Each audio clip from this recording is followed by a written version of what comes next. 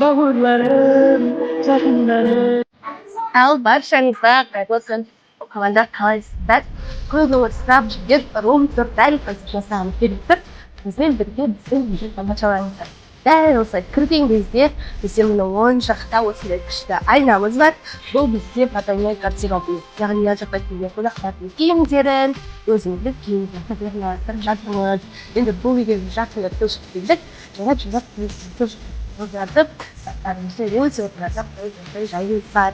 Ал келесі бізде осындай керемет біздің зал бөлмеміз. Бүгін бұйырса үйде бізде новоселье, яғни үйдегілерді шақырып, кішігірім дастархан жасап, керемет атмосферада дәл қазір бізде дайындап жатырмыз. Осындай бұйыртын зал. Енді бұл жерде бізде бірнеше өзгерістер болды. Люстрлар, камин, осындай телевизорлар қойып, күшті қылып атмосфера жасап қойдық.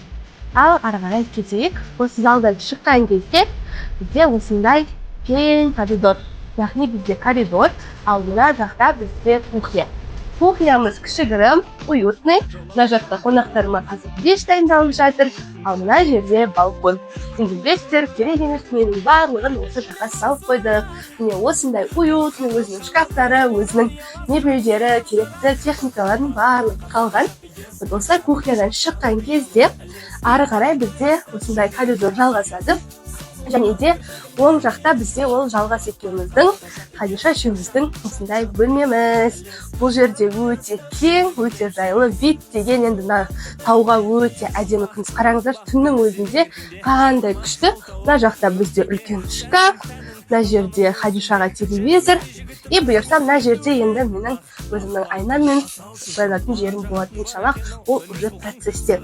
Және де бөлмеден шыққан кезде бізде осы жерде осындай бізде ванная комната.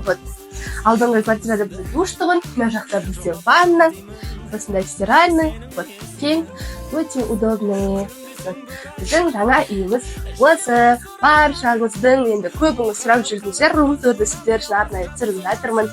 Енді міндетті түрде жылы сөздеріңізді жазып кетіңіздер. Барша қазағыма осындай керемет үй жылысты болсын.